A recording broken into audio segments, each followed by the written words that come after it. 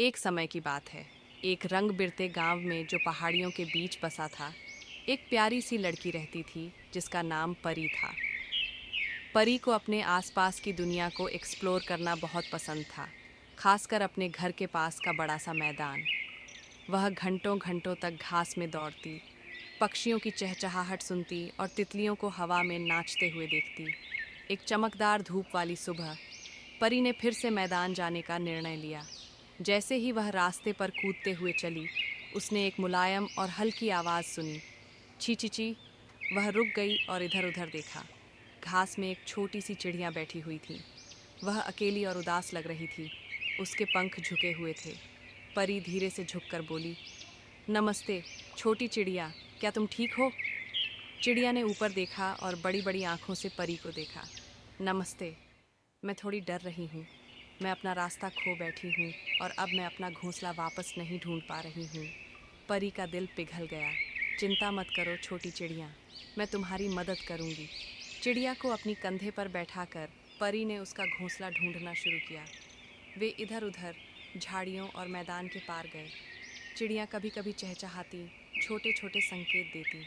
कुछ समय बाद वे गांव के किनारे पहुंचे, जहां एक बड़ा और ऊंचा पेड़ था, जिसके सबसे ऊपर एक घोंसला था। चिड़िया खुश होकर बोली, वो मेरा घर है। लेकिन एक समस्या थी। पेड़ बहुत ऊंचा था और चिड़िया इतनी ऊंचाई तक उड़ नहीं सकती थी। परी जानती थी कि उसे क्या करना होगा। चिंता मत करो छोटी चिड़िया, मैं तुम्हारी मदद करूंगी। सावधानी से परी ने पेड़ चढ़ना शुरू किया, चिड़िया को अपने हाथों में लेकर। शाखाएं मोटी थीं और पत्तियां हवा में सरसराती थीं। आखिरकार एक लंबी चढ़ाई के बाद परी सबसे ऊपर पहुंची। उसने चिड़िया को धीरे से उसके गर्म घोंसले में रख दिया। धन्यवाद परी, तुम बहुत बहादुर हो। चिड़िया ने खुशी से चहचहाया। परी मुस्कुराई और गर्व से बोली, तुम्हारा स्वागत है छोटी दोस्त। मुझे खुशी है कि मैं तुम्हारी मदद कर सकी। चिड़िया ने परी के चारों ओर घूमते हुए एक मीठा गीत गाया और फिर उसे धन्यवाद कहा। परी ने हाथ हिलाया और पेड़ से नीचे उतरने लगी, यह महसूस करते हुए कि उसने एक दोस्त की मदद की थी। जब वह घर लौट रही थी, तब परी को एक बात बिल्कुल साफ समझ में आ गई। कभी कभी सबसे छोटे जीवों को सबसे बड़े दिल की ज़रूरत होती है, और यही वह चीज़ थी जो उसके पास थी।